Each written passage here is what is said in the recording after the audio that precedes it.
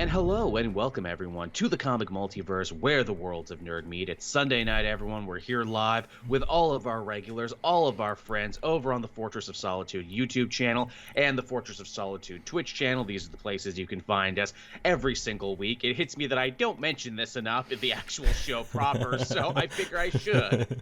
Yes, where do people find us? You know, like a real big boy podcast. I figure there's probably a good chunk of people who maybe only listen to the audio version of the show when I put it out near the end of the week, or only watch the show when it goes up Wednesday on the K. Joel channel at 8 a.m. So there you go, everyone. Now you know the thing. Now I have told people about the stuff. The thing, yeah. The thing and the stuff. How you been, Matt? How's your week been?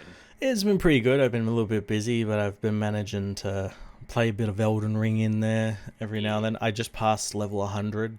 Hell yeah. And but I'm nowhere near completing the game.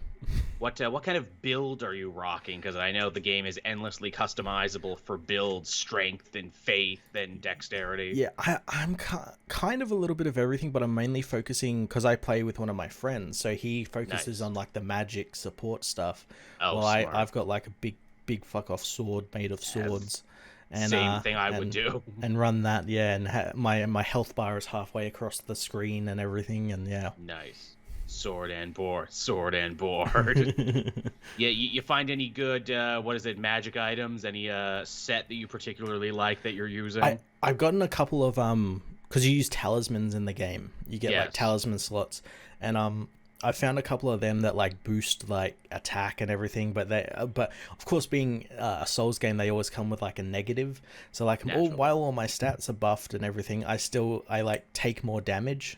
So I'm like, I'll negate that with another health item and this and that, and it's great. Nice. Anar says our audio is a little weird. Says it's echoing. Really? That shouldn't be. Sounds fine to me. Again, I would listen myself, but if I did, you would probably end up hearing through my headphones. Is that what's happening? Yeah, you have it like on. I do now. I didn't before. Yeah, because it sounds fine. It sounds fine on my end. I can just hear you. I can't hear myself or anything. Okay, I'm listening to myself too on this end, and it sounds fine. Okay, that's weird. Maybe it's you, NR. Maybe you're in an echoey room, because I just listened to the YouTube version, and it sounds fine. Yeah. KT saying the first time in years I'm enjoying a WWE game. Funny you should say that, KT. I was telling Matt before we started, I swore I wasn't going to do it, that I was going to hold out for the AEW game when it's finally done. But goddamn, the character creator looked really good, and I've been playing around with it for the last 3 hours, picking my outfit and my entrance music and my finishing move. That's what I've been doing. At least it doesn't seem as broken as the last ones. It isn't. It's actually genuinely playable. I was telling you, it's a little weird on my machine. I probably have to like turn off VSync or shadowing or whatever. But yeah, it doesn't fall to pieces, and characters' faces don't melt off their bodies. Which on one hand is good, but on the other hand, I had so much fun playing 2K20 for the broken mess that it was. They should add that as like a mode, like face melting mode. Yes. Oh my god, yes. We should get to have broken mode. Where you get like so much damage, the character's face starts glitching and like melting off. Yes, please. You want to know what's really hilarious? When you play the story mode or my career mode, there's actually a lot of continuity between this new game and 20. A lot of characters and related characters actually show back up. Oh, really? Yes, showing that 2K has no shame about what they've done. Which I just think it's wonderful. But yeah, that's what I've been up to. That's what I've been doing. I said before we started there, it's been a slow going day for me. We had... daylight saving time, so I feel like I've been late to absolutely everything I've done. I caught wind of daylight savings changing like early this morning for me, so I'm like, right, I gotta remember, instead of starting at 1 p.m. my time, I start at 12 p.m. my time. And yeah I know that's bitten us in the ass before, the whole daylight save. So I don't know why we do it in North America anymore. I really don't. Because farmers need to or something. Kill gophers or something, I don't know. Or again, it had like something to do with candlelight that they were trying to like, ration back during the war, but like now it needs to be dark at 4, but sometimes it doesn't. I really did think that my province was gonna not do it a couple years ago. I really thought that was the big thing. Oh yeah, we're not setting clocks back anymore. And then apparently we just did. They got scared. They got cold feet. They wussed out on giving up daylight savings. If they time. don't, the daylight savings mob comes and breaks your knees or something. Yeah, they cave to big daylight savings time. the big conspiracy that's raking in billions of dollars. Daylight savings time. If you don't, you owe like a debt to them or something. In a day and age when everything is considered a conspiracy by every dumbass with a keyboard, how has no one tried to say that daylight savings time is also a conspiracy? Oh, I'm sure there is someone out there. Daylight savings is, a conspiracy to kill babies or something. It's a globalist conspiracy perpetrated by the lizard men and the reverse vampires to destroy the meal of dinner. Thereby gayifying America. I'm Alex Jones. Again, is it any crazier than anything he said? No, it's not. It's also a war on Christmas somehow. I don't know how, but daylight savings time is... We'll make it work later. While we were talking, I almost felt like saying, like, I should Google daylight savings time conspiracy, but I'm genuinely afraid of what I'll find. You'll be put on a list. Yeah, really. Oh, no. No. Big daylight will get your number. Big daylight. You know what? Moving forward into 300 episodes of Comic Multiverse, we had a good run at the damn moon people who were keeping us down in our show, but I think we're finally ready for a new arch nemesis in this anime series, Matt. Big daylight. We're gonna get him, Matt. We're gonna get Big Daylight. You donate to the Patreon now, we'll stick it to Big Daylight for you. We're like one of those mega churches. You give us money and we'll pray for you. Yeah. I will purposely set one of the clocks in my house not to daylight savings time. That'll show them. Legitimately, I do. I have one clock in my house that's manual and not digital, and I will never set it, and it always messes me half the time. Because I look at it and go, oh no, the time, and then I'm like, oh no, wait, that's wrong. And with that, everyone, I think we've thoroughly stuck it to Big Daylight enough, and we can get to the actual news. So a surprising story that's actually not getting near as much traction as I thought it would. Deadpool 3 is making some rumblings again out there. We all knew that it's only a matter of time before the movie eventually comes out because the other two were big hits. Everyone loves Ryan Reynolds, but, Disney and the powers that be at Marvel have kind of been like, yeah, we'll get to X-Men, we'll get to the mutants another time. We don't need to get to it right away. No, not at all. We got a lot of other franchises in the cooker. We know it'll be a big deal when we do it. And, the longer time we actually give in between, the Fox era and the new Disney era, probably better because, absence makes the heart grow fonder. It does, yeah. And maybe they'll spend some time to think about what to do with the character. Yeah, exactly. And apparently they're going to be reportedly handing the reins over to the director of Free Guy, which was that other big Ryan Reynolds movie that actually ended up kind of being a big sleeper hit in the pandemic era. It ended up making a lot of money. A lot of people were really stoked on it when it actually hit the Disney app, even though it was like a Fox fire sale movie. I think it actually became like a big thing for a minute. Yeah, it was Member Berries the movie. Basically, I enjoyed it. Again, it's the closest thing to like a GTA Online movie that we ever got. Yeah. It's like Gamer, but a little less edgy. It's like a lot of those things, but a little bit more family friendly. Yeah. I think it had two really good things going for it. That epic cover of that Mariah Carey song. It's just a sweet, sweet fantasy, baby. Which I'm like, wow, I never thought that you could build a big action scene around this. It had that going for it. And it had just Ryan Reynolds being a likable guy, literally named Guy, at a time in the world when it's like, oh, isn't it nice to see a guy who just wants to do good because? Yeah, Ryan Reynolds being Ryan Reynolds. Yeah, Ryan Reynolds almost kind of being Superman in a weird way. And like, no, I do right because it's the right thing to do. I don't want to kill. I don't want to hurt people, even if it does upend the rules of the game. Yeah. Taika Waititi also played a game industry, like, what was it? Bad like, guy, yeah. bad guy, but the fact that he didn't sexually harass anyone for the whole movie goes Totally to show unrealistic. totally unrealistic. He's actually a great game industry boss. Yeah, he didn't sexually assault anyone, wasn't like catcalling women constantly, you know. What wasn't racist and didn't try and cover it up. Oh man, totally off topic. Have you been watching Our Flags Mean Death? It's the new pirate show from Taika Waititi. I have, yeah. He plays Blackbeard in it. How good is he as Blackbeard? He's fantastic. He's funny and complex and like, wow, that dude just continues to show new and new layers to himself. Yeah, it's a fantastic show. If you've not been watching it, definitely give it a go. It's very funny. It's like What We Do in the Shadows did for vampires, but for pirates. Yeah. Very, very funny. The cast is made up of who's who of character actors you like. Frickin' Hodor from Game of Thrones is in it. Yep. Spud from Train Spotting is in it. Mm-hmm. Lot of good stuff there. But yeah, Deadpool. So yeah, apparently they're handing the reins over to this guy because it was a surprise hit, and they figure, hey, I bet you can make lightning strike twice. Ryan Reynolds seems to like you. Yeah, he just made the director Sean Levy just made that Adam Project film with him. Oh yeah, that just hit streaming recently, didn't it? Yeah, I watched it over the weekend. It's fine.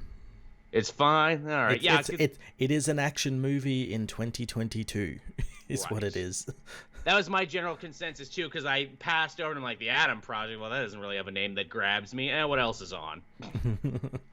That was my general consensus for it. But yeah. Again, they work well together. Maybe they can make some magic with Deadpool. I think we're all kind of waiting with bated breath to be like, okay, is this going to be Disney Marvel's attempt at going full R-rated with it and let Deadpool exist in his own little universe and cross over occasionally with the other projects? Or are we going to push like a hard PG-13 but make it more wacky, more self-referential, and really enjoy the one fuck we're allowed to have? I'm not sure where they'd go with it. They could do. I mean, Moon Knight itself is like, I think, PG-13, and that looks pretty hardcore. Dark, yeah. So they could go that route with it, whereas PG-13, but it might as well be R. Again, it all comes down to how you do it. I'm not one of those people who are like, oh, it must be PG-13 or it must be R. It must be good is my thing. Yeah, that's the other thing. I just want something that's like a good movie and not just goddamn Ryan Reynolds saying catchphrases for 2 hours. Which for better or worse was kind of the problem with the sequel, right? Like, again, Deadpool 2 is not bad, but it's not as good as Deadpool 1 is. No, it was very close to Reddit writes Deadpool. Yeah, it's not as tight, it's not as focused, it didn't take as many creative chances. Yeah. Again, not to say it's bad. There's a lot of good stuff to enjoy in Deadpool 2. The Juggernaut is fun. The brother from Ray Donovan is fun. There's a lot of stuff there. The kid from the other Taika Waititi movie, The Hunt for the Wilder People. Yes. He's in it too, playing more or less the same character. But yeah, I hope they do something different with it. I really do. I'm kind of worried though, because they did announce as well that the writers of the first one were coming back for it. Oh. Which is cool, but I did remember hearing something about they originally had 2 lady writers from like Bob's Burgers. Oh, really? Attached to it or something, which kind of makes me sad because I'd like to see what they were going to do with it. Same. It definitely seemed like, and again, we can see this when we look at the press behind Deadpool 2, that Reynolds had his own idea about the character and where the series should be going, and the director, who's like the other guy from John Wick. Yeah, Chad Shalinsky or something. Yeah, had another very different idea, and they couldn't quite make it work. Yeah. Yeah, which is a shame. Yeah.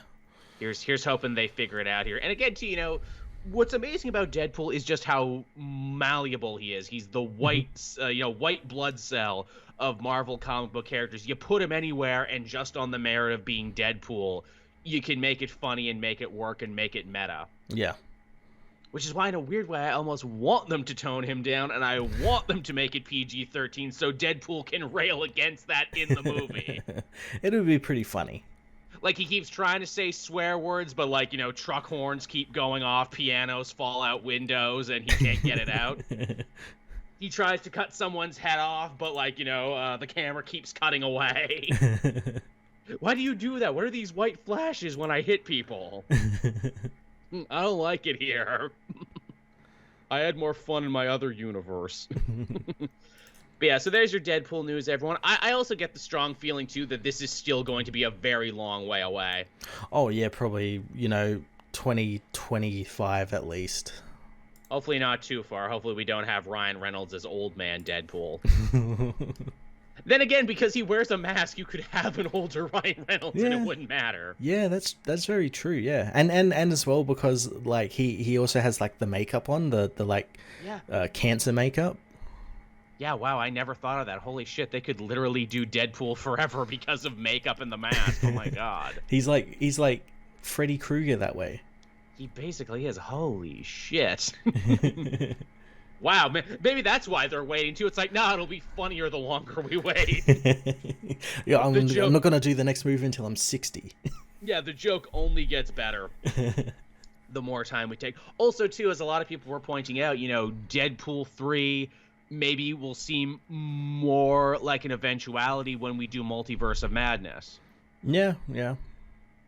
Wouldn't that be crazy if Deadpool was the biggest cameo in Multiverse of Madness? I don't know whether he should be, because that might take away from, everyone would just be talking about that and not the actual Doctor Strange story and movie. That would be a shame, especially in a movie that's already seeming to be filled to bursting with cameos. Patrick Stewart, Scarlet Witch. We're going to be meeting America Chavez for the first time. Yeah, and it also feels like something like a fan would write, and then Deadpool walks in. And Deadpool walks in, definitely.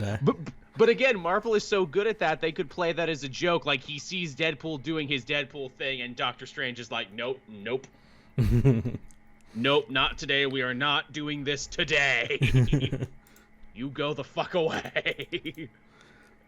But yeah, so there's your Deadpool news, everyone. Moving on from there, we got some very big comic news, actually. I was not expecting this. I checked Twitter one day, and this blew my goddamn mind all over the place. Gail Simone, one of my favorite comic book writers, a comic writing legend who doesn't actually write superhero comics that much anymore because she basically punches her own ticket and is allowed to write whatever she wants, will be returning to Marvel for a brand new Jessica Jones miniseries called Variants. Yeah, it's I think a murder mystery where Jessica has to team up with various variants of herself to solve the mystery. They're doing a great job getting that word over, aren't they, in the comic universe? Yeah, synergy. It's going synergy with the MCU, yeah. We live in an age of multimedia synergy, where you gotta get it all together, get all your ducks in a row.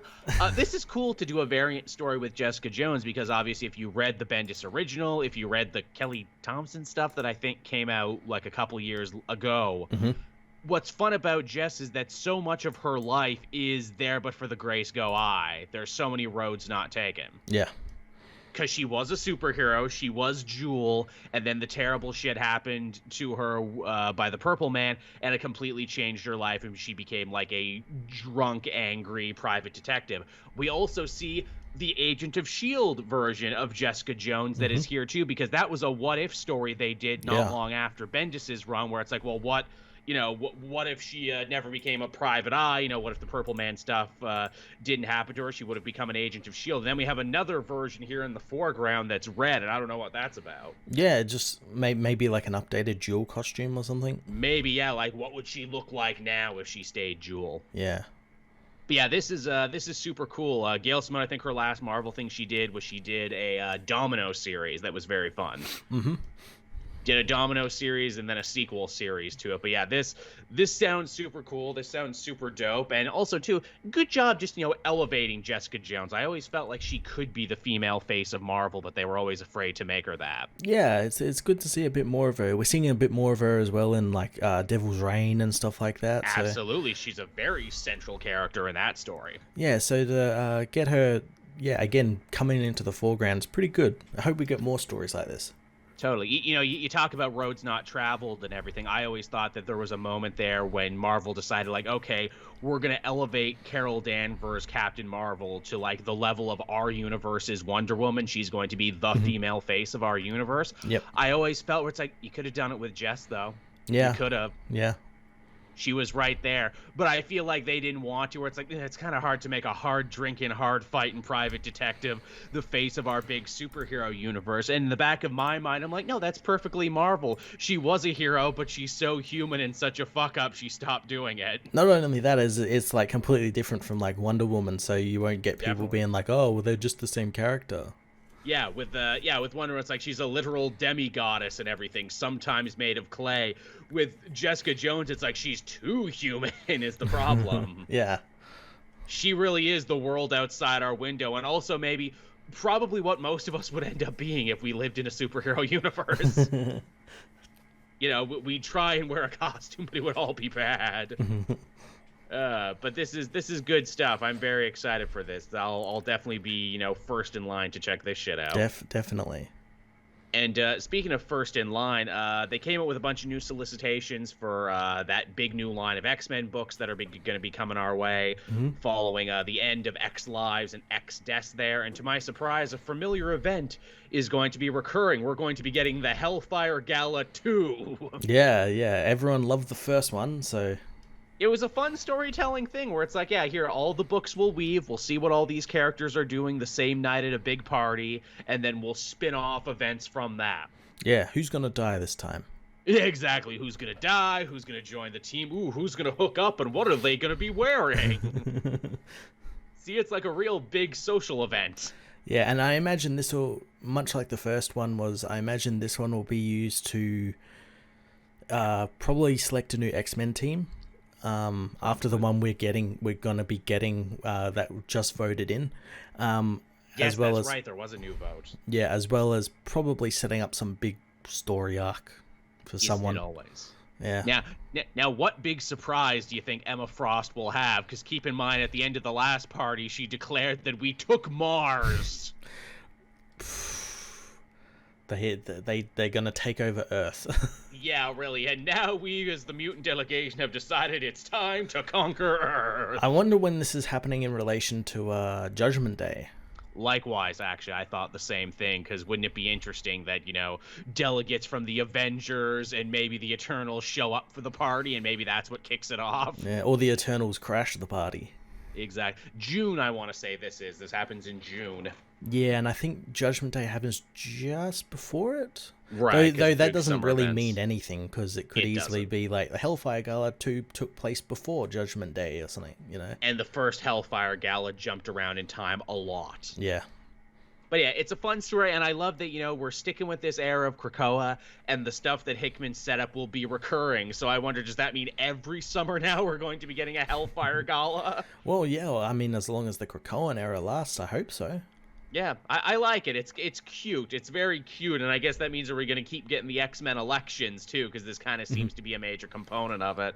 I mean, we might, but as well, it's like if you're reading like the X-Men book, it's like things are starting to fall apart for it, or for like the government side of things. Yep, on multiple fronts. Friggin' Moira's turning against them and everything. Threats from the future, the Phalanx and everything. Yeah, them fucking with fucking Scott's mind and everything. Yeah, exactly. Yeah, Cyclops, like the favorite son of mutantdom, is like, I don't know if I want to do this anymore. Yeah. I don't like this. Oh yeah, a lot of the Beast's war crimes coming to bite them in the ass, like Omega Red fighting them across time, and that's just the books we're reading. Yeah. You're reading the space book, and all sorts of shit's happening in space. Oh, that's a good one there, NR. Maybe Namor will finally decide to join Krakoa. Yeah, or maybe Namor joins them and they end up like taking Earth because Earth's 70% water. Of the ocean, yeah, that's their way. It's like, we took it. The ocean now belongs to mutant kind. Yeah, I like that, because every time they tried to recruit Namor was like, call me when you're done playing at being gods and kings. Yeah. I think we're not playing anymore. We've taken whole planets and defeated death. And like the last time that happened, that was before Namor was kind of humbled, because he's quite like he's cooled down a lot in that Avengers book. Yeah, from what I understand. Yeah, him and like Valkyrie are like big parts of that now. Yeah, Valkyrie, and he's like good friends with She-Hulk as well now, because That's cool. She-Hulk bested him in combat. Ah, there you go. That makes sense. Yeah. We are friends by combat, as it is written. Now, our last piece of news here, of course, is a big piece of Star Wars news, so I'm sure Matt will be chomping at the bit to talk about it. I'm, of course, talking about the first Kenobi trailer that dropped. Yeah, surprise drop. Surprise drop. We didn't know it was coming. We knew it had to be coming soon because, May the 4th was coming up soon, and, that's usually when big Star Wars stuff happens. We got the big anniversary, too, of the first movie, which is, when the show is actually going to be debuting. Yeah, May 25th. Yeah, we see Ewan McGregor being as Ewan-y as ever.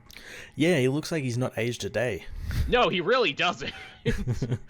Which is funny, because it's like, it's a show in the past where it's like, well, can he play a younger version of himself? Apparently, yeah. Yeah. And it's funny to think that, like, in only a couple of years after this show, he changes into Alec Guinness and is, like, really old and everything. And he starts talking like this. I'd love it if he just starts doing this just a little bit. Hey, get the hell off my lawn. He's going to take lessons from D. Bradley Baker. Ah, there you go. Who does a very good Alec Guinness. Yeah. We played him in bloody Clone Wars. Forever and ever, yeah. Yeah. Now again, you're the bigger Star Wars fan. You know all the lore implications and everything. Take me through it and tell me, what stuck out to you. The Grand Inquisitor's large head. Yeah, a lot of people keep pissing and moaning about the head, being like, oh, it doesn't look like it does in the cartoons. And I'm like, yeah, motherfuckers, real life doesn't look like cartoons. My favorite was seeing so many Star Wars fans going mask off about how all races need to look the same, apparently.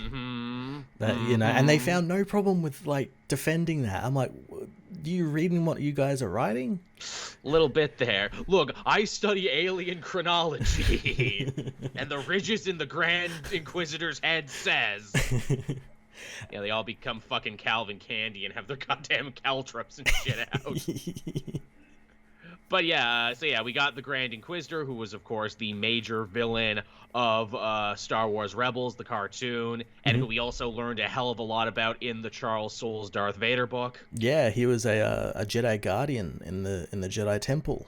Yeah, he kept wanting to read the books, but the Grand Librarian told him to kick rocks because she could tell there was something wrong about this guy. He was real school shootery. Yeah, in his big long leather coat and fedora. Basically, I love that's his motivation. They wouldn't let me read the books.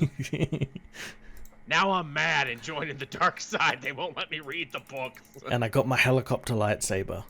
Which is cool. I don't care what anyone says. I like the helicopter lightsaber. It's different. I want them to do the helicopter thing in the show, just because, there's people.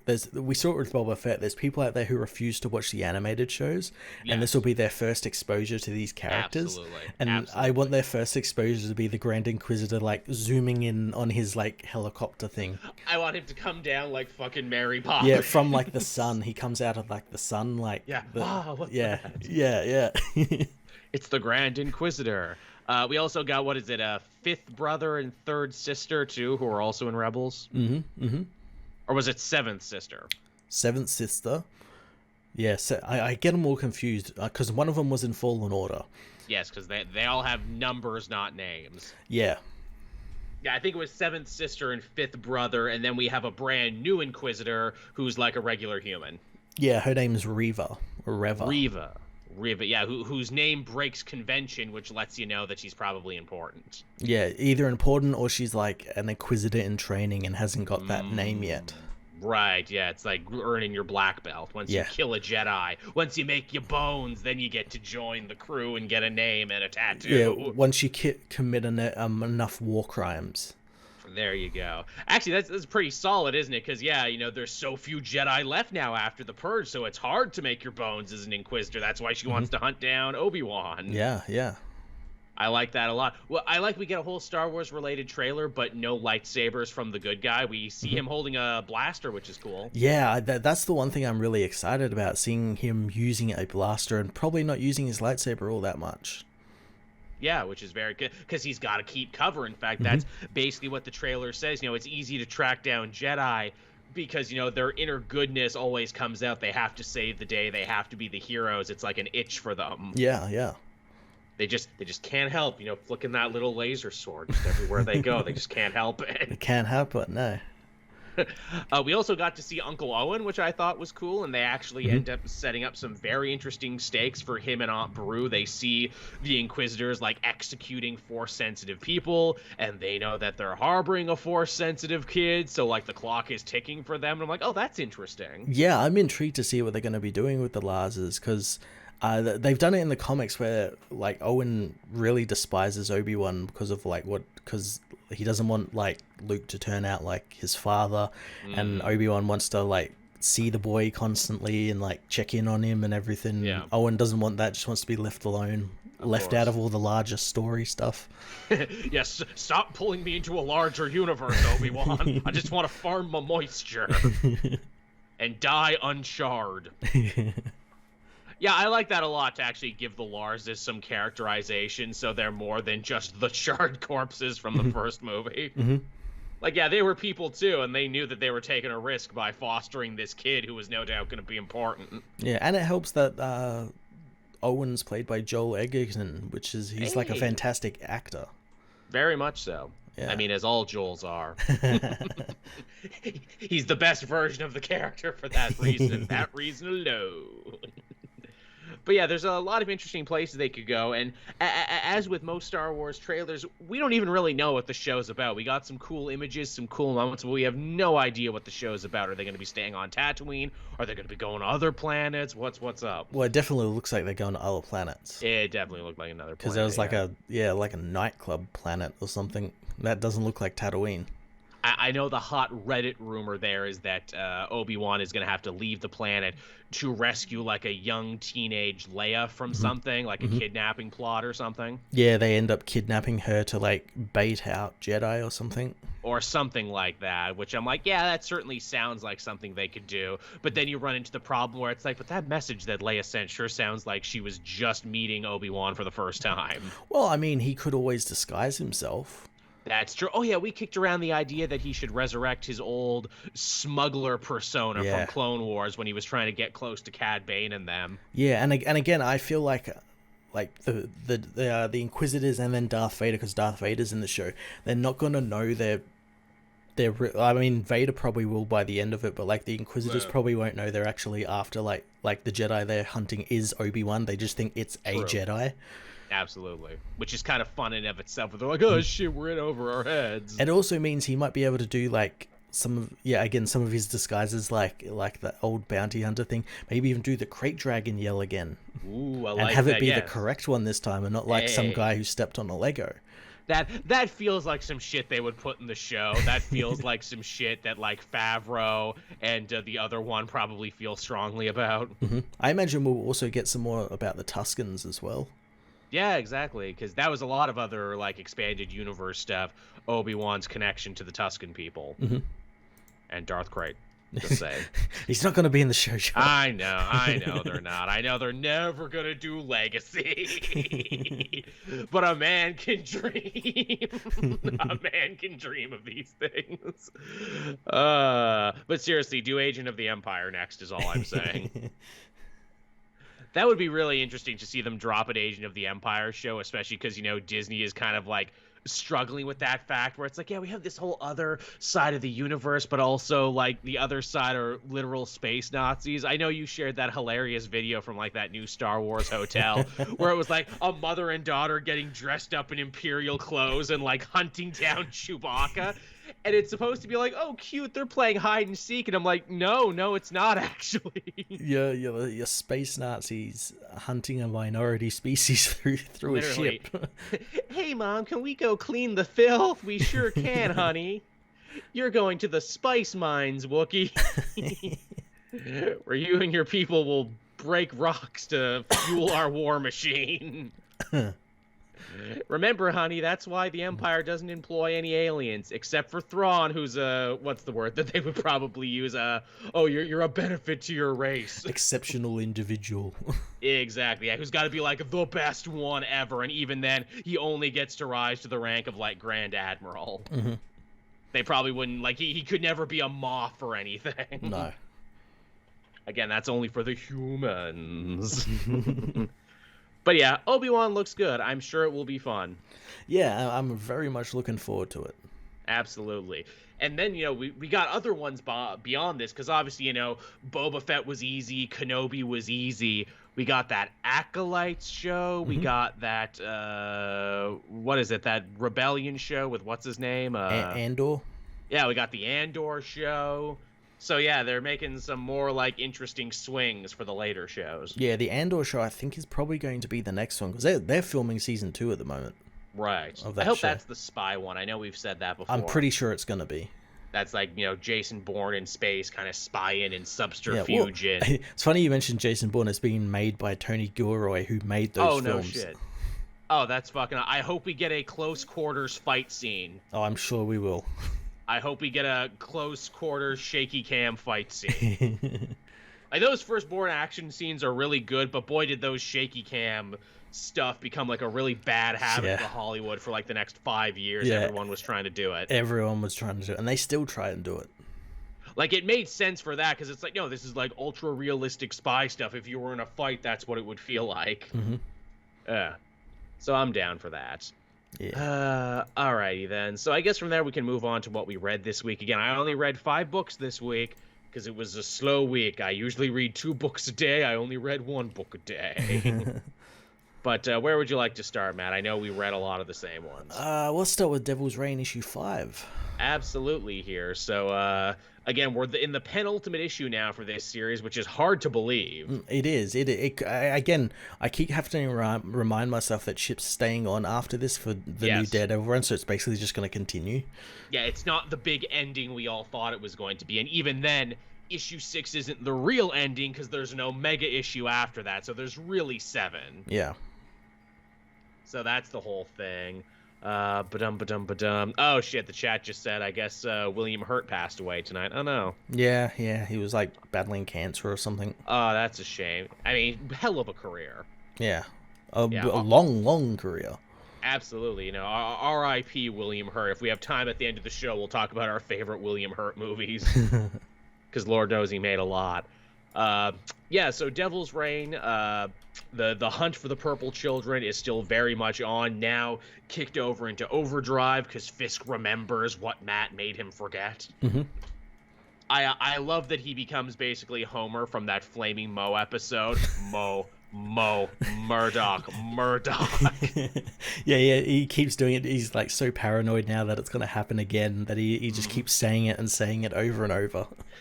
And again, even his subordinates are like, are you okay, sir? Murdoch, I'll curse that name till the day I die. Man, is there any other great hate story in comics that's as good as Fisk and Murdoch? Not really, no.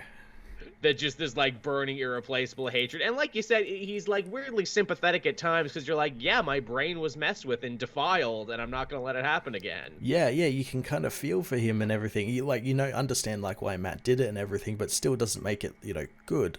It's the line to "you stole my victories from me." Yeah. You stole my victories, the thing I had over on you, my greatest crimes. You retconned them away. With your magic powers.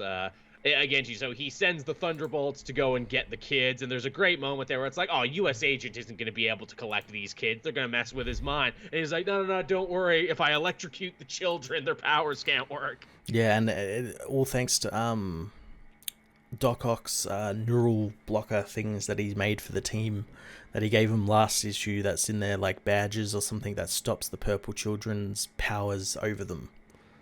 Again, too, if you didn't know what they're talking about here, it's a fascist government agency ripping children away and torturing them and holding them without trial. Oh, my God. It's what makes the next scene so much better when Jessica Jones and the Champions show up and they're hey, you want to mess with kids? Here's some kids who punch back. And I'm hell yeah, this is a great place for the Champions, actually. Yeah. And they're winning, and then they flip that on their head because it's oh no, Fisk has an ace up his sleeve. It's the frickin' Abomination. It's the Abomination who's working for Fisk because Fisk has information he needs. About something that I'm sure will relate to the Hulk book, probably. Probably, or just won't come up again. Well, it's funny, too, because this is clearly the Blonsky version who wasn't in the last big Hulk run. Yep.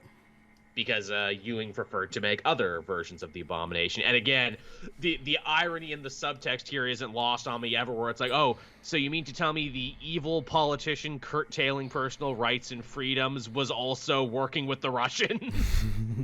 No, he was working with one Russian agent. Hey, you work with one, you work with them all. One. It's great too, because like Abomination is usually never much in a Hulk story, but here in like a mostly street level story, he completely upends the power structure. Where they're like, crap, we could have fought the other guys, but we can't trade punches with a guy who can hurt the Hulk. Yeah, not only that, but like Jessica loses her powers because she gets one of those collars put on her, so she's kind of out of the fight. Yeah, that's bad. That's bad. That's not good. We get a really great bit too with Daredevil in this story, who, you know, has been just such a good sport about sharing spotlight with everyone else. You know, one of the purple children is like, well, the only way we're going to stop Kilgrave is by killing him. It's the only way. Yeah, and Matt knows that's not the way to do things, because that's what separates them from the villains, is that taking of a life. It's a beautiful full circle, too, because I think we are so far removed from it now, it would be easy to forget that that's how Chip Zdarsky started his Daredevil run, with Matt accidentally killing a guy because he was high on painkillers. Yep. And him having to relearn the sanctity of life and everything, and, you know, that a hero has to do everything in their power to stop bloodshed. I'm like, oh, that's nice. Yeah, it was good. And it's good seeing him impart that onto someone else. Absolutely, you know, taking the love and paying it forward. Mike Murdock gets probably the biggest storyline in this issue than he has in a while. He knows that Butch, his friend, the Kingpin's illegitimate son, is going to try and kill Fisk because all these spy drones and Thunderbolt agents are making things really hard to be a traditional criminal in New York. Yeah. He's not a fan of all the drones and the Thunderbolts smashing down doors and goose stepping their way into people's houses and stuff. Yeah. And with his back against the wall, he does something that I never thought he would do until much later, and that he's like, look, Butch, you and me, technically we're not real. I messed with the universe. I used a wish on a Norn stone to basically one more day us into existence. And I still have that Norn stone. Yeah, I was keeping it in my back pocket just in case. And Butch takes the whole thing in stride. He's just like, oh, God, you know, I'm so sick of magic powers and superheroes and superpowers and everything. I just want to be a regular gangster is all. Yeah. Is that too much to ask? And I'm like, yeah, man, I feel you. It's just what I want. And obviously, you know, if you've seen a story like this before, you know where it's going. Oh, no, Mike has been masquerading as Matt so he can run around and go to prison and everything. Fisk knows Matt is Daredevil. He's going to go to his apartment to try and kill him, but instead he ends up killing his identical twin. Yeah, exactly how I thought it was going to go. I'm pretty sure we said it was going to go this way a couple of episodes ago. Yes, in the Elektra book, because the Elektra book spoiled it too. Yeah. Which I'm like, why the hell did that issue come out when it did if it was just going to spoil what we knew the twist? Imagine how much more effective that twist was going to be. Yeah. If that's what happened. But yeah, great twist. Christian McDuffie ends up seeing the murder, and it's like, oh no, is he going to kill another person? Yeah, and this also means, I guess, Fisk has the Norn Stone now? Maybe, but it's like, does he even know what it is and what it does? I'm sure he'll find out if he does. Yeah. I just love that, though, that, you know, Mike changes the very foundation of the universe, sets everyone on this course, and then gets himself killed. Yeah, gets his face bashed in, yeah. Yeah. So Mike Murdock is dead again. Technically, he was never alive. He never existed. Yeah. He was a fake. A throwback to an even older Daredevil story where Matt pretended to be his own brother who could see. And give it a couple decades, and a writer made a really mind-bending, cool-as-hell story out of it. Yeah. And the big twist there is, you know, Fisk, his big plan is that he's going to supercharge Kilgrave and send him out into the streets to take control of everyone in New York so he can finally be mayor again. So it's the heroes versus like a big wave of humanity that they just can't punch. Yeah, I thought that was really damn cool, where he's like controlling like all of Hell's Kitchen in this like World War Z zombie wave of just people. Waves. And he turns on Ock, too, because Ock had basically gotten one over on him 2 issues ago, and Kingpin's like, nope, the balance must be restored. I love how he beats Ock, too, where it's like, you know what your problem is, Ock? You're such an egomaniac, you never even thought to mind-proof your lackeys. Yeah, so I'm going to control them. Yep, oops, gotcha. I love that Kingpin getting one over on Doc Ock. That's a lot of fun. It's fun. It's fun, yeah. And it also makes me think that Ock is going to turn on him later and actually join the heroes and help them. I also think the book didn't know if they were supposed to be writing Ben or Peter.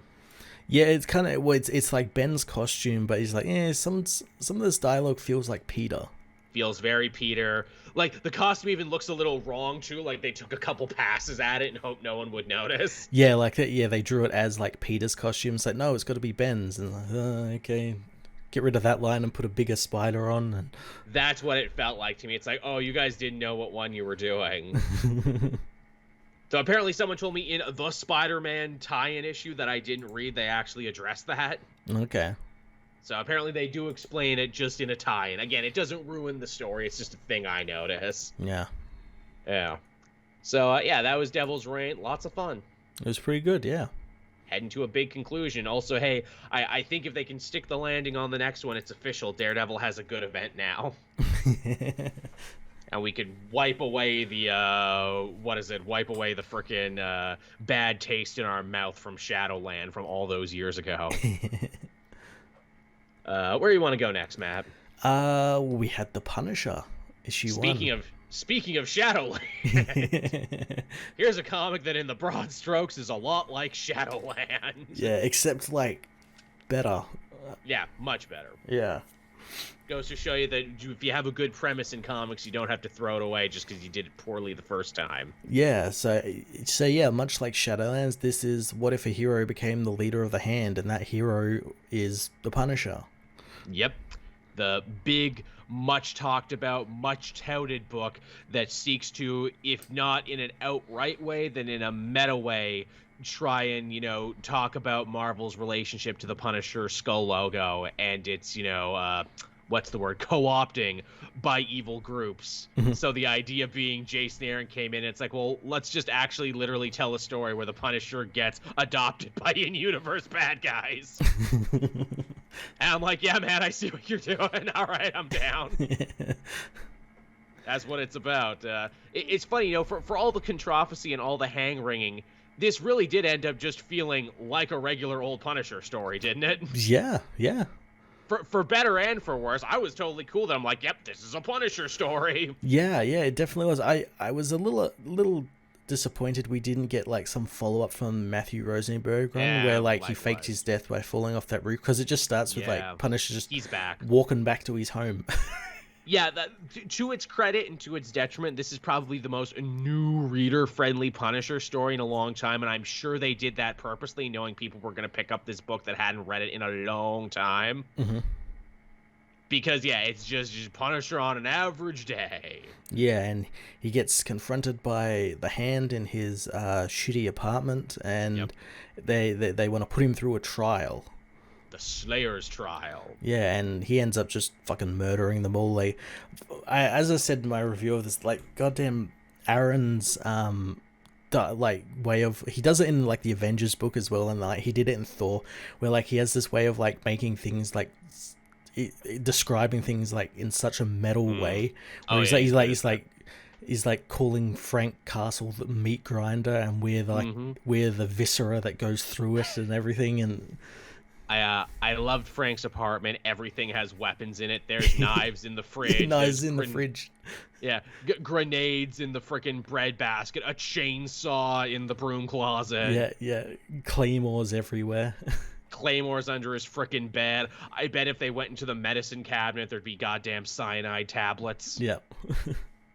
So that's a whole thing. But it's fun, too, because Frank actually doesn't have, and I'm sure you noticed this, any internal monologue this issue. No. It's the Archpriestess who actually does all the talking. And I'm like, oh, that's interesting. It's like, ooh, who's pulling one over on who's really in charge in this situation? Because the Archpriestess obviously thinks she's pulling Frank's strings, and I bet Frank thinks he's pulling the hand strings. Exactly, yeah. Which is kind of interesting, and again, something you didn't have in the Daredevil book. Because, Matt was possessed by the Beast in that one, although they seek to imply that maybe that's what they want for Frank here. Yeah, it seems like that's what the Hand wants at this point in time, to do whatever they've got planned. Because they always have something planned. Yeah. Because that's what that symbol is. That's the beast. That's what the beast looks like. Yeah, yeah. He looks like a big red Oni monster because he's a big red Oni monster.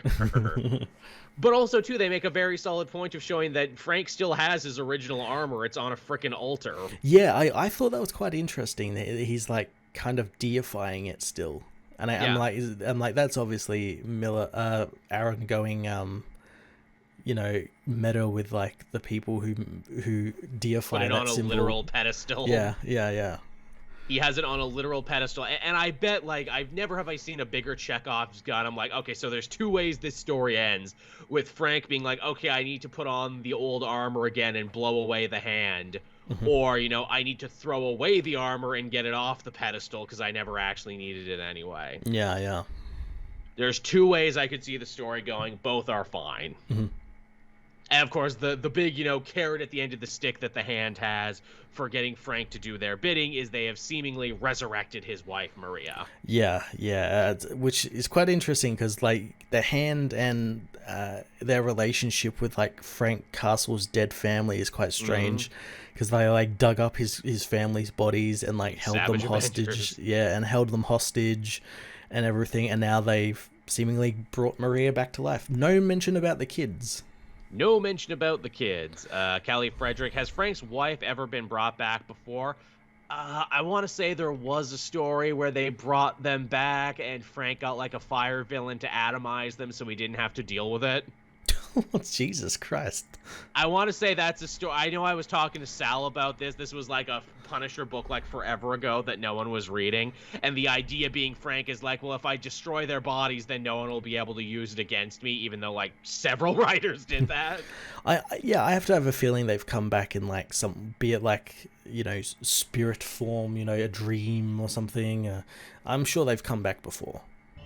But yeah, the kids aren't back. My theory is either they can't bring back the kids, or the kids are like a chip that the Archpriestess is playing. Like, okay, do our bidding, do this stuff for us, and then I promise I'll bring your kids back. Well, they did make a note at the beginning, like, because we get to see the death of their family through Frank's point of view. They did make a point in the dialogue to say that both kids were dead already before the EMTs got to the scene, but his wife was still, like, alive. She lived a little longer, which I'm like, oh, is that them implying that maybe she didn't die on the scene that day and the hand just found her again? Or maybe she was a vegetable and like the hand brought her back with magic? Or was it one of those things where it's like, oh, the children died first so they were at peace, but because the mom had to watch them die, she's not at peace? Because they've never properly explained how the hand resurrects people like Elektra and Bullseye. And I think they brought the Kingpin back at one point too. Yeah, well, and again, that raises questions like, is she like properly brought back to life, or is she technically a zombie like the hand ninjas, how like they can be like subject to all sort, like in this issue where like Frank like literally cuts them in half with an M60 and they just still get back up. They're made of sand sometimes. Oh, ChemDog helping us out. It was the Hood that did that. Okay, yes. It was the Hood that vaporized his family that one time. That's a thing that happened. The Punisher's lived an interesting life. He fucking has.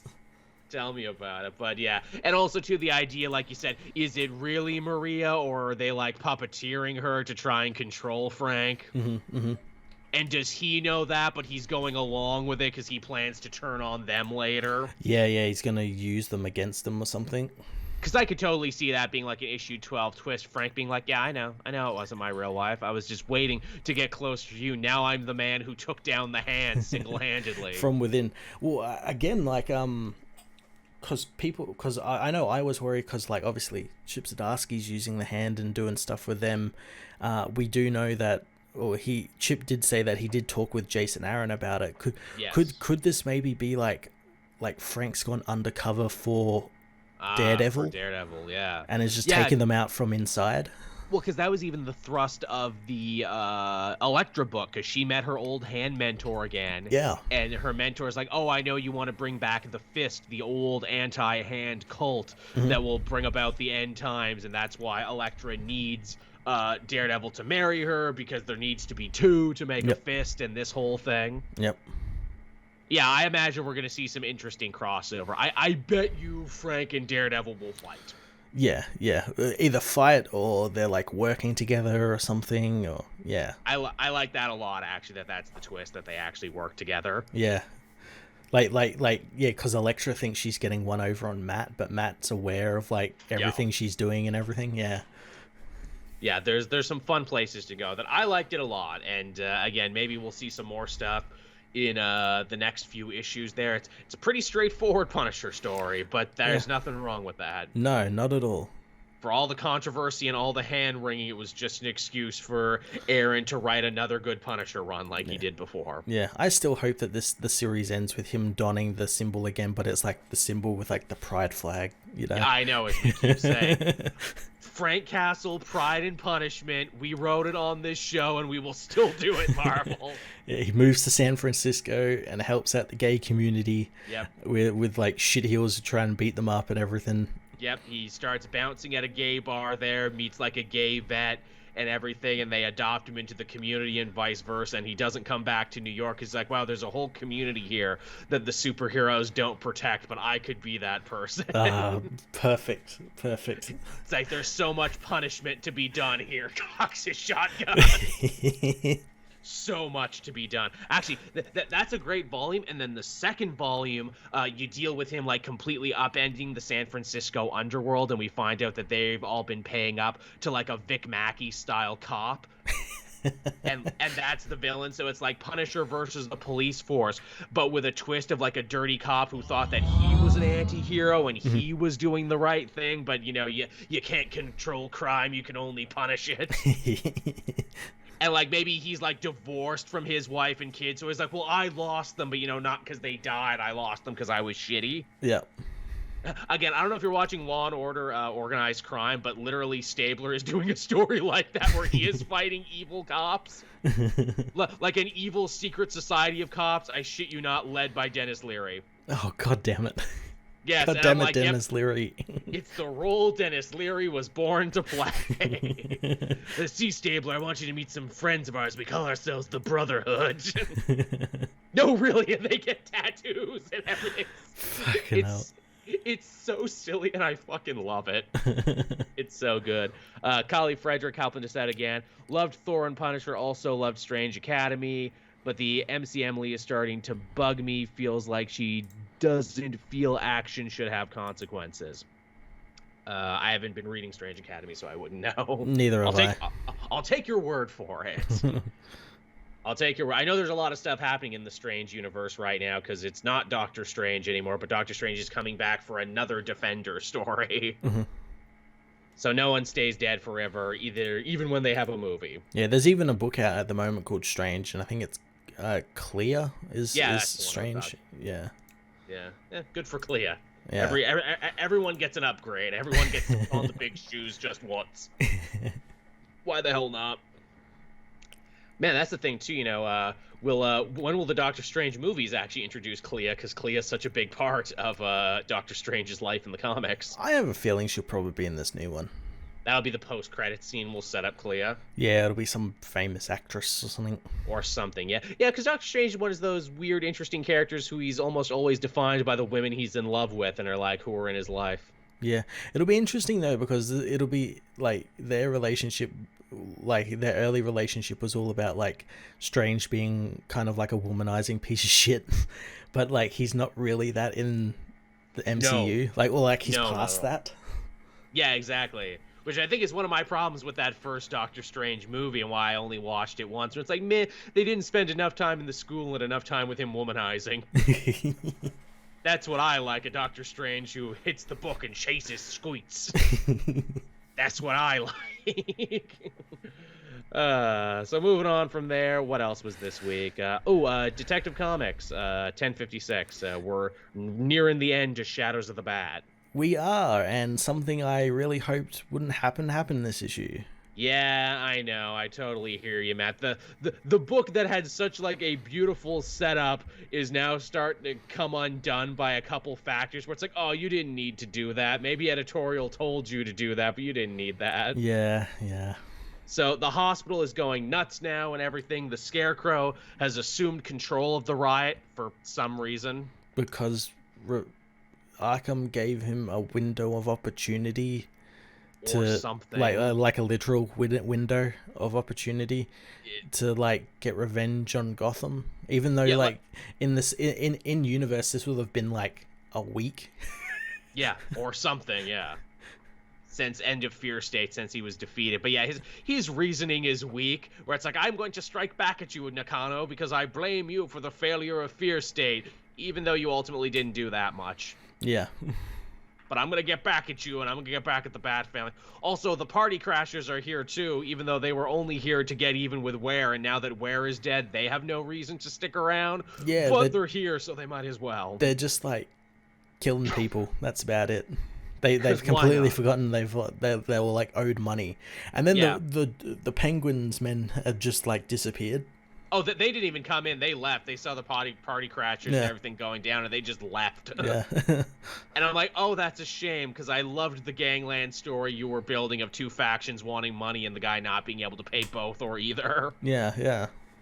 That was solid. I will admit, all the stuff with Nakano's wife, Koyuki, was actually really solid, because we kind of get her mini origin in this, and we find out that she's like struggled with depression her whole life. She's got like an anxiety disorder, and it only got worse after she got pregnant.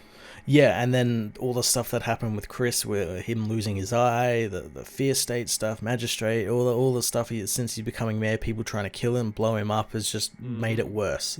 So just a poor regular woman who has been through the grinder of this superhero weirdness, and they hoped that Arkham Tower could save her, but that wasn't the case. And so she ends up having a really nice, really human conversation with Psycho Pirate, who feels bad about the part he played in all of this, giving this woman hope and taking it away.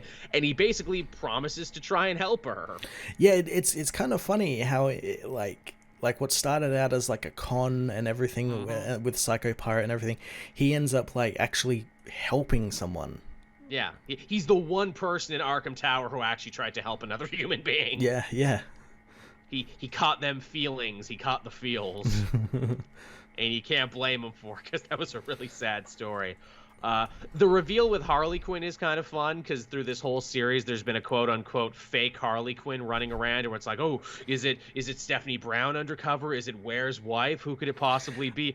No, it was just the real Harley masquerading as her new 52 self. That's what I thought it was gonna. I thought it was gonna be that woman that Ware and Roger were with in the start of their origin. Like they just put her in there just as like a test patient sort of thing. Same, yeah. But it was just Harley, and I think and only someone like Harley with a messed up mind would think to do that. I'm going to go undercover as myself. Yeah, and it works. And I like that it worked, because everyone thought that, like, why would Harley Quinn just get caught, like, bombing a food court that was half empty? Makes no sense. But then it also makes perfect sense, because it's like, oh yeah, after Joker War, Harley's basically a member of the Bat family now, isn't she? She's literally working with Oracle and all that. And she knows the Arkham system inside out better than just about anybody. And in the backup of other Detective Comics, her and Batman were dealing with Arkham Tower before it was even built. So it's like, yeah, it makes sense that Harley would have an invested interest in all of this. Yeah. Good on her. Good twist. Mm-hmm.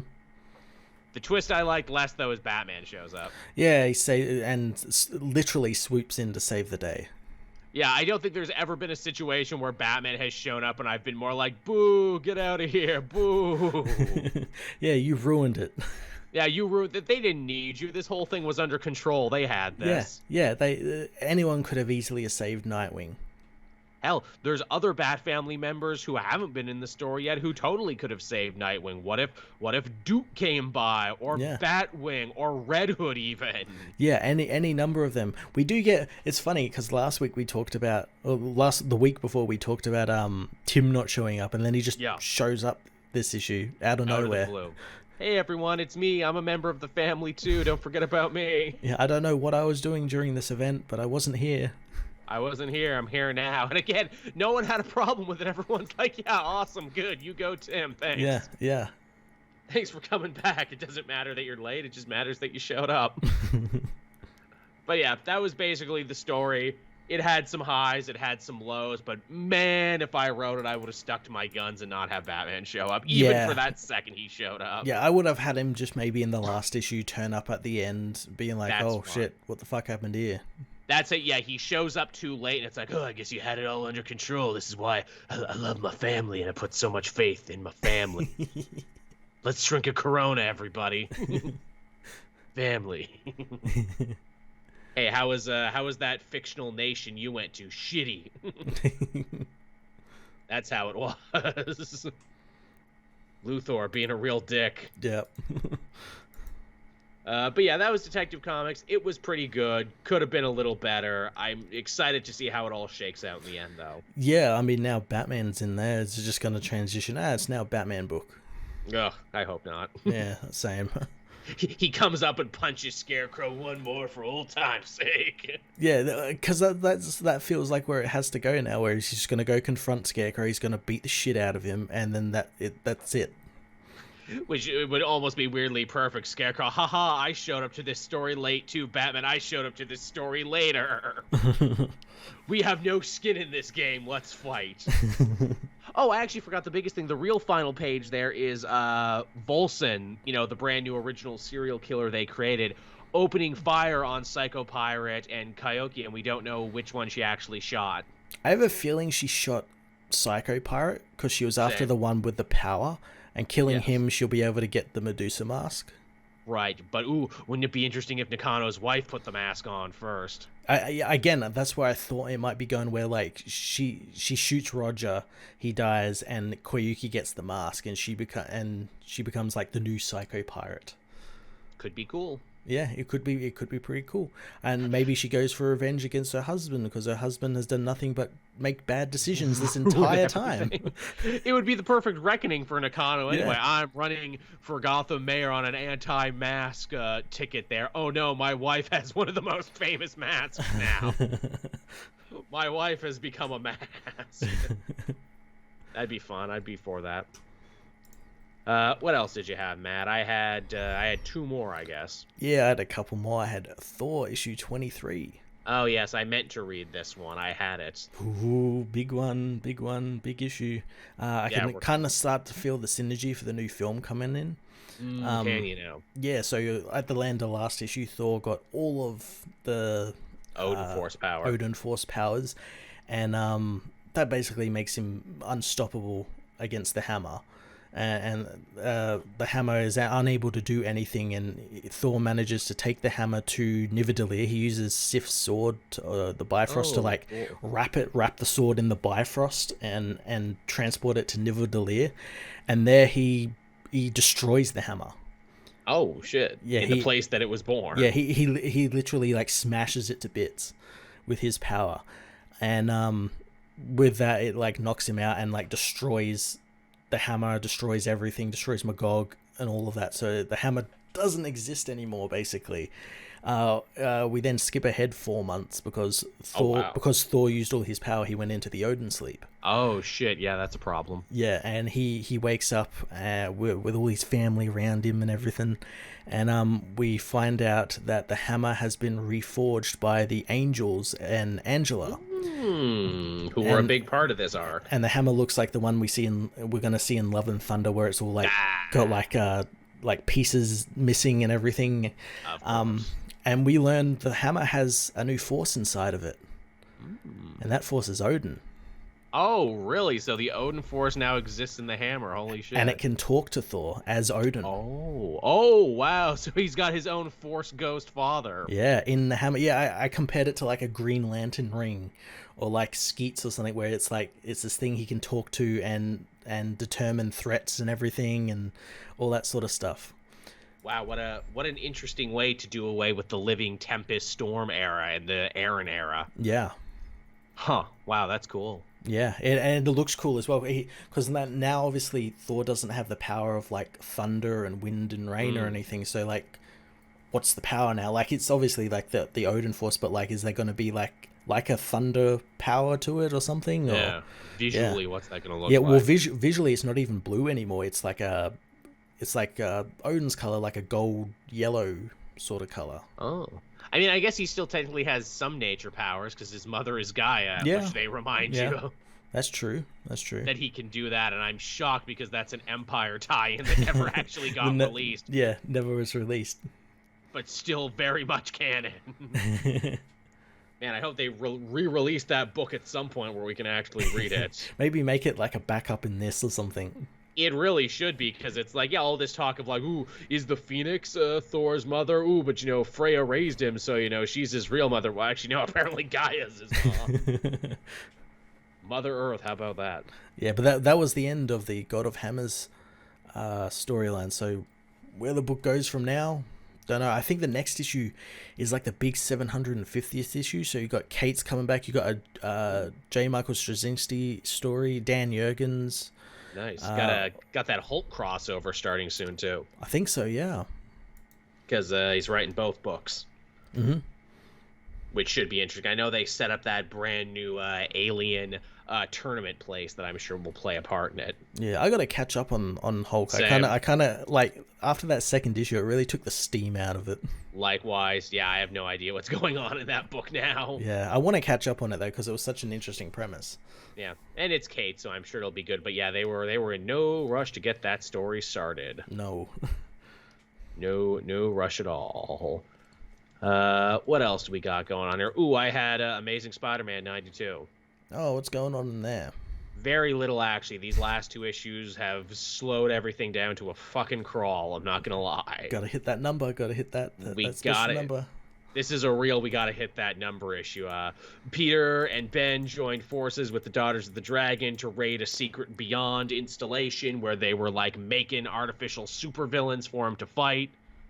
They fight a new version of the Lizard who's gray and has wings and can regrow his limbs instantly. Mm-hmm.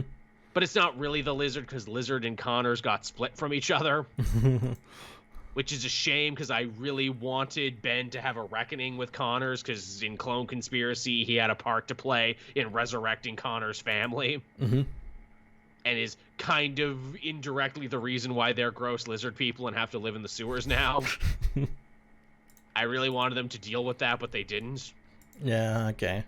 And Ben leaves all the other heroes behind because he does that classic, convenient, I need to go on my own to battle the forces of Beyond. I need to have my own reckoning. I need to do it myself.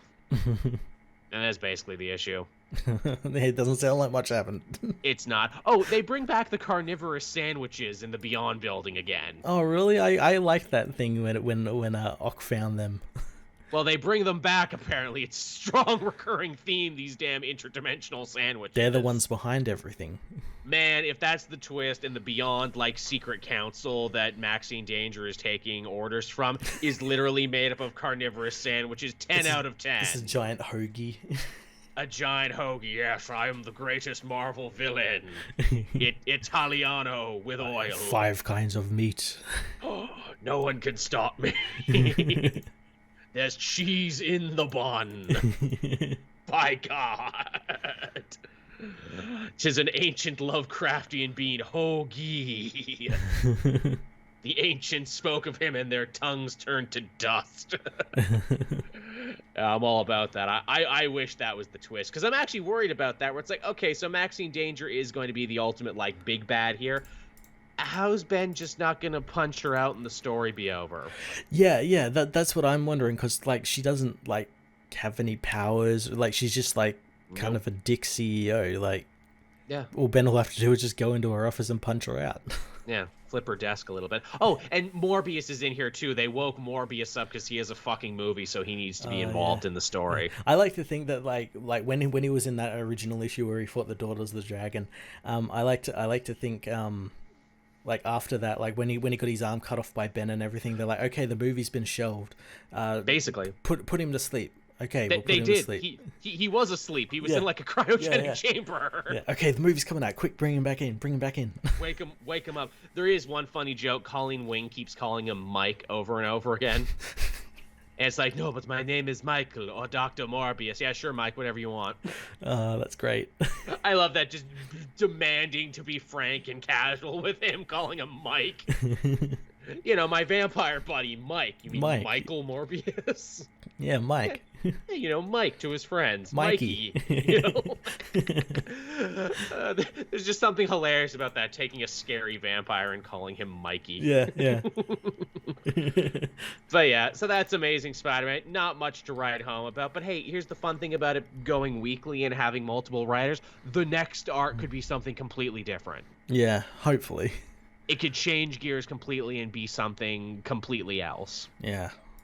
So I'm excited for that. What else did you have, Matt?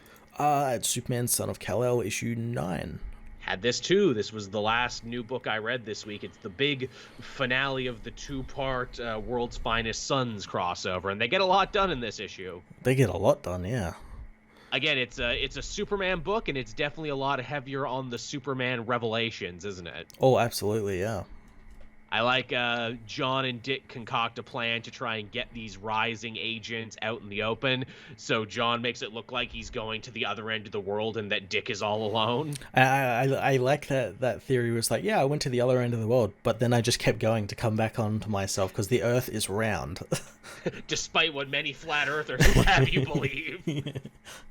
I felt like John should have said that next. Despite what the internet might tell you, I can actually fly around the whole thing very easily. Captain Kuhn helping us out again. The sandwiches just eat the planet. It would be an ironic death for us. I agree. I like that. The cabal of evil sandwiches that eat the Earth. That's the new event coming. That's what Donny Cates has been building up to and everything. Just death sandwiches. Death sandwiches, not death metal. Death sandwiches. Ooh, Blandman helping us out again there. For a special episode, we need Joel and Matt to revisit comics they heavily dislike. For Matt, it's the 2012 run of Thunderbolts, and for Joel, it's the New 52 Red Hood and the Outlaws. Just spitballing. Oh, man. I'd probably replace that Thunderbolt run with maybe King's Batman. Yeah, fair enough. Yeah, you know, that's actually a pretty solid idea, Blandman. Instead of a commentary episode, we just need to have a bitch episode where it's just like, here's a bunch of things we didn't like. Yeah. Or maybe things we liked about it, like that we've seen once rereading it now. Yeah, after a few years. That's better, though we need to say something nice about this. You're right. Yeah. That's more challenging because everyone on the internet is negative and everyone on the internet can talk shit about stuff. You're right. We need to find series we didn't like and say something nice about it with time. Yeah. Because I know there's some stories where it's like, well, you know, boy, we were too hard on that one, weren't we? This is worse. But there's also stories just like, were we hard enough? Yeah, you're right. Ones with time. Were we hard enough on this, actually, looking back? Yeah. Ooh, again, that's the hard mode. That's the new game plus with the shit we weren't actually hard enough on at the time. Shit, looking back on it now, that's really bad. Oh man, that's everyone write that down. Everyone stick a fork in that. That's a good idea. I like that a lot. But yeah, back to Superman Son of Kal-El there. So yeah, they work out this cool plan to get the rising agents out in the open. Yeah, and they end up doing it, and they end up fighting because the rising agents weren't expecting Superman to be there. They weren't expecting no powered Nightwing. They're like, oh, what the fuck do we do? They can't do much against Superman. No, they can't. I like Bendix put all this time and effort into like selling these brand new super soldiers, but at the end of the day, they actually can't do much against Superman. They're pretty shit. Again, they're bullies. They're just bullies who just punch down. Yeah, they're post-humans. They only get one power. Superman has all the powers. Yeah, I like that there's that one guy who tries to headbutt Superman and ends up knocking himself out. Amazing. Hey, you don't spit in the wind, you don't tug on Superman's cape, and you certainly don't headbutt him either. Nightwing had a great joke, too, where it's like, man, John, you know, I feel like you're doing the bulk of the heavy lifting in this team-up. I'm just kind of sitting here and showing off my cool wingsuit. Yeah.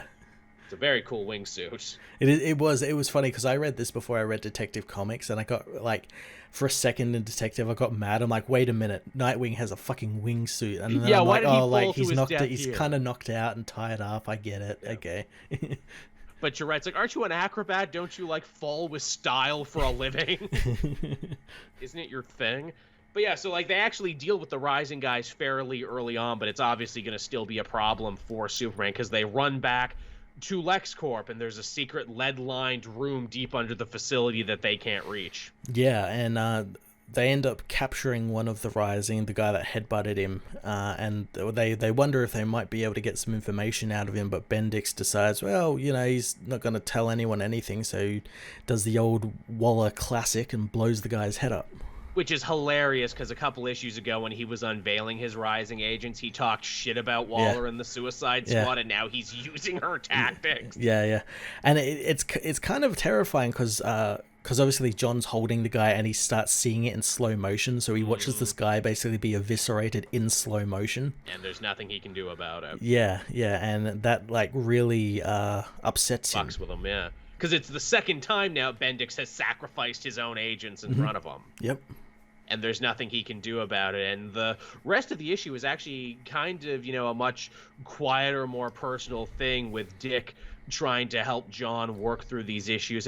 He makes him a cup of tea, because that's what Alfred would do for him when he had a bad day. Yeah, and it gives John some probably much needed therapy. Very much so, yeah. Again, he helps him work through a lot of shit, and I love the way he starts to like a cool older brother mentor figure would, where he's like, I'm not gonna give you all the superhero platitudes you've heard before, that it's not your fault, that there was nothing you could do. You're always gonna feel bad and guilty about it. I know, because I feel that way. Yeah. Again, there's nothing wrong with the way you're feeling. Just let it wash over you like a wave. Mm-hmm. That's really nice. John opens up to him about the time he spent trapped in Earth 3 getting aged up, 5 years. And he says that he never told anyone else about that. And I kind of had a eureka moment where I'm like, yeah, I guess he didn't, did he? Well no, I know what you're talking about, but people got this really confused. He's told people that he was stuck on Earth 3, like his parents and everything. What he didn't tell them was that he wanted Nightwing to save him. Specifically. He hasn't told anyone that. Right, because at the beginning of the story, we see a flashback where Nightwing in his red suit actually did find John one time when he was lost flying around. And was like the only person there who didn't treat him as like a thing and treated him like a person. Yeah. Yeah. And juggled for him even. Yeah, and gave him a lollipop. He's like, would you like me to juggle for you now? It worked great when you were 9.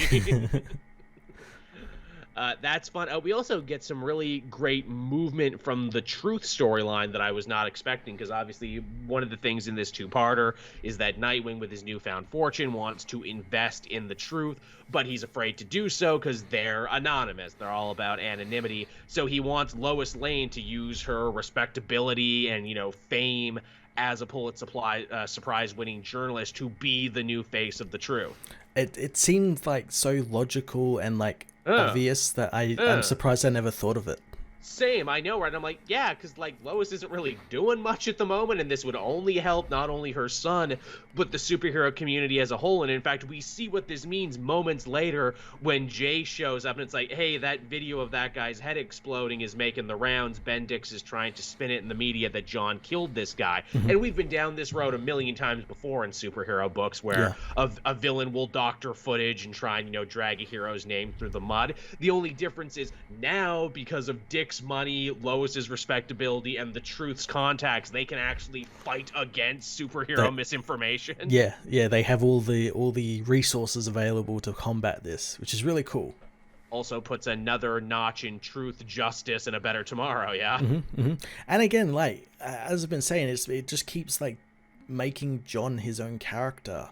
And like he's got his own supporting cast and everything. He's dealing with all his own original threats and everything. He's not just a copy of his father now anymore. Hell, Dick even says, don't try and compare yourself to the hero you look up to. You'll only drive yourself crazy. Be a hero worth looking up to. Again, things I've been saying ever since he started aging up. He's gonna not be Superman. He's gonna be his own hero. And it's the same stuff that was in like Future State and everything. Yeah, it's great. Pretty much, yeah. Really, really solid little two-parter. I'm almost sad to see Nightwing go. I'm like, yo, can Nightwing just stick around and be in this book?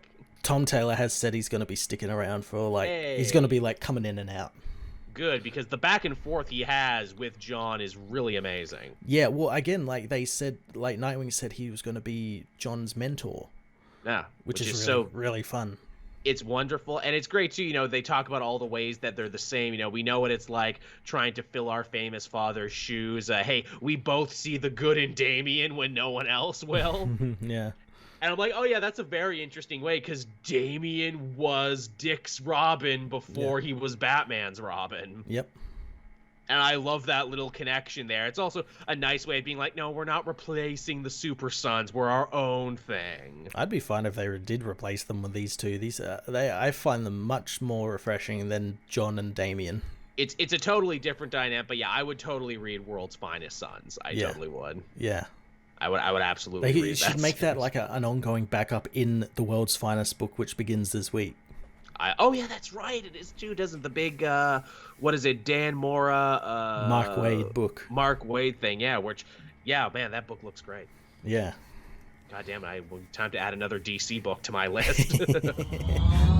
Not been doing it. And yeah, as Secret Bossaw says there, Nightwing was inspired by Superman, and now he's mentoring Superman's son. Yeah, what a it's beautiful, perfect. It's perfect. Yeah, what a beautiful circle we've made here. Kali Frederick helping us out again there. Love the mentor chat with John and Dick. It's also nice seeing Lois getting something to do. Plus, I gotta say, Joker 13 was a nice pump for the finale. Yeah, I haven't read Joker 13 yet, Kali, but I'm going to. I know we're near the tail end of the series, and I've stuck with it so long, I better finish it off. I have a bad habit of dropping books sometimes when I know it's canceled, but Joker I've stuck with, and it was on my best of list last year, so fuck it, I better stick with it till the bitter end. Especially because I get the distinct feeling that when they bring it back for a season 2, it's not going to be as good. Yeah. I figured Tynan used all of his stroke and all of his creative pull to actually trick DC into letting him write a great Jim Gordon book. Yeah, the real Joker book is going to be over in his Substack. There you go. That's what you got to do. Have some of those new Substack books come out? I know Kurt was talking about that because he's more plugged into the indie stuff than we are. That apparently some of them have already come out. I have no idea. I don't know either. I didn't subscribe to any Substacks. Does that make me a bad comic book guy that I didn't subscribe to anyone's Substack because I'm already subscribed to so many other things that take money from my wallet just to try and make the channel work? Mm-hmm. Like, don't get me wrong, I love you guys. I want to support all you guys out there. I'm sure your indie books will be great. I just worry your indie books won't help me pay my bills. Is all I'm saying. Yes, I might be bored of the newest, Batman, the newest, third stringer Spider-Man book there, but I know they'll probably get more views. Yeah. Is all I'm saying. But, so World's Finest Son, Superman, Son of Kal-El, big stamp of approval from the both of us. Yeah, it's fantastic. Really solid crossover. Yeah. And also, too, maybe now that we're done the crossover, maybe Dick can continue the story with his sister and everything else he was doing. Yeah, I hopefully. Yeah. Not that I didn't love what they were doing, but at the same time, it's like it feels like Dick's story keeps getting hijacked over and over. No, well, it does, because we went from Fear State to, a couple of issues of the story getting good, and then, this. It's like, hey, you have a sister, and then it's like, oh, hey, time to go fight the Scarecrow. Okay, time to help John now. Yeah. So there you go. All right, then. Now, you had a couple more books, even though that's everything I had this week. You want a lightning round the last couple you had? Well, I just had one more, and it was from last week, which I think we should probably talk about, and that's the War for Earth 3, issue 1. Oh, see, I didn't even get around to this because I'm 2 Suicide Squads behind. I don't want to be. I want to catch up on it, but I don't know if I'll be able to. I definitely think you should catch up on it because it's pretty good. This issue seems like my jam. Yeah, this issue is just kind of setting up the opening salvo for Waller's War. She invades Earth 3, and she has we don't see it in the Suicide Squad book, but she has a literal army.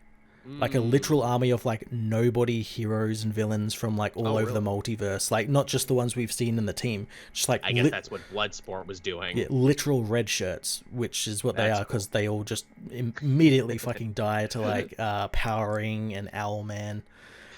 But living up to its name, Suicide Squad. Yeah. So what's really funny is that on Earth 3 at the time, it's Ultraman's birthday. And really? He's celebrating with all the billionaires, and he ends up killing them because he's just bored. And he goes up to space to perv on Superwoman and Owlman, who are busy having freaky sex in the Owl Cave.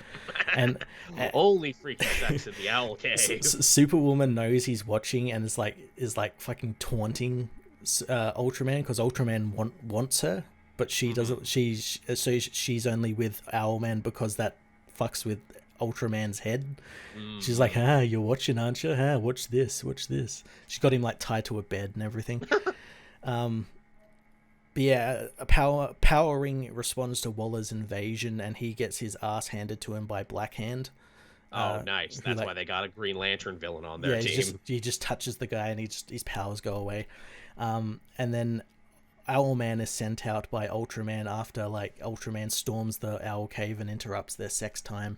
So Owlman is sent out in his big jet and everything, and he's blown out of the sky by Black Siren. And it's funny because Waller keeps cutting back to like the Owl Cave. She's like hacked into the systems, and she's like, I got power ring, and then Owlman attacks. Is like, I got Owlman. Who's next? So then those two go off and try and stop Waller, and that's when like Match and all that sort of come in. Match gets reverted by Brainiac 666, who's Etrigan possessed by Brainiac. That's a fun mix. He gets turned back into Bizarro Boy because he didn't want to work with Waller or anything. Right. So Match technically doesn't exist anymore. It's just Bizarro Boy speaking backwards and whatnot. Oh. Yeah, he ends up fighting Superwoman, and then Ultraman confronts Waller, and he can't seem to hit her because Waller seemingly has speed powers. She like speeding around the place, and we find out how she has that because she has resurrected Johnny Quick. Oh, right, he died. Yeah, and Ultraman is able to like see him and like grabs him and is like wondering, is like, how are you alive? We buried you months ago because he died in that Crime Syndicate book. That's right, that I didn't finish, but you did. Yeah. So like, how is he alive? And he's like, just listen to Waller. She's got kind of a good idea. And Waller's whole idea for Earth 3 is that she views Ultraman and the Crime Syndicate as literal gods, not kings. She wants to deal with all like the headaches that gods shouldn't have to deal with, like invading aliens, other Earths, all that stuff, so that let me run your Earth for you, basically. Yeah, so Ultraman doesn't have to worry about that and can just kick back and do whatever the fuck he wants, fuck around with Superwoman and all that shit. And he agrees to that. He agrees to join her, and that's when Rick Flag's team decides to arrive. The real heroes. Yeah, after defeating their team gets cut like in half. Like Lorzod, Cheetah, I think Mirror Master as well ends up getting like sucked into the Phantom Zone because Lorzod opens up a Phantom Zone portal to take the Clayface into, and the Clayface ends up grabbing them all and pulling them in with it. But it's like Rick Flag, Peacemaker, Bloodsport, and Mirror Master are like the only ones left. Oh, and Calibra and Ambush Bug and Nocturna, who just turn up because they got left in hell. Or you haven't read that far. They get left in hell because they don't want to help Waller. Right, yeah, because obviously they were in hell that one time, and then they were in space. Sorry, not hell. They get left on Earth 8. Right. And they just turn up here. We don't get an explanation of how or why or anything. Sure there'll be a tie-in issue. Yeah, they turn up here and they join Rick Flag's team, and Rick Flag storms Earth 3 only to find that the Crime Syndicate has joined Waller. So now it's all the good characters versus the evil characters in Waller. Pretty much, yeah. That's interesting. I wonder how they're going to deal with that, because it's like, how do you finish this story without like killing Waller or changing the Suicide Squad forever? Yeah, or like stopping Earth 3 from invading Earth 1 again and doing Forever Evil all over again. To think that, they set all of this up in goddamn Future State. I know, right? I think no story has better paid it off than this. I know. Hard to believe that like Robbie Thompson, it was probably Robbie Thompson's pitch. He's like, this is the story I'd like to eventually tell, and they're like, cool, can you work backwards and do Future State first? Yeah, we'll let you tell this, but you have to do Red X first. Yeah, no, that was the other guy. That was Tim Sheridan. Tim Sheridan, yes, who will be involved in this too. Yeah, that's why I got confused, because it does Titans Academy tie-in. This week is a Flash tie-in. I don't know why these books are being tied in, but sure, why not? Yeah, I'm not sure why Flash would be tied into it. Because this is all what they've been building up in Suicide Squad. This is what it's all been about. Yeah, because I'm like Flash at the moment. I just read the last 2 Flash issues, and he's like dealing with like Eclipso and Dark World and Gem World and all these places. Yeah, you got me. Which is maybe another reason too. It's like, maybe I'll read it when it's done. I gotta do that, and I gotta read, what is it, Static and all that other stuff now that it's officially done. Nice. I keep also meaning to read. It came out this week, but I haven't read it yet. I don't know whether I'll have to read, or I'll be able to read it yet. Is that Trial of the Amazon started? Oh, yeah. Again, there's just not enough time in the day for all of the books. Yeah. We need goddamn assistants. We need underpaid interns who will tell it to us for us. That's why I've started my new show on live stream, the Solitude Storytime, just to get through, because I use them as like review placeholders and just upload them. And people love them. People seem to love them. Yeah, it's more streamable content. That's good stuff. I saw you doing that. Good job. Yeah, tell me about it. So I guess with that, that's more or less the show this week. That's everything that's fit to print. That's everything we read. Yeah. Hey, this is fun. Let's talk about the comic books that are coming out today, actually, as this show goes live on Wednesday at 8. Probably more giant lists of comics. Oh, probably, isn't it always? All right, so we got Detective Comics. I don't know if this is the finale, but it's there. We got Amazing Spider-Man Point Beyond. I don't care. We got Nightwing 90. Looks like it's going to be Dick teaming up with the Flash. Ooh. We got The Flash 780, which is the Earth 3 war tie-in you were talking about. Mm-hmm. Wonder Woman 785, which is a tie-in to that Amazon's book you mentioned. Yep.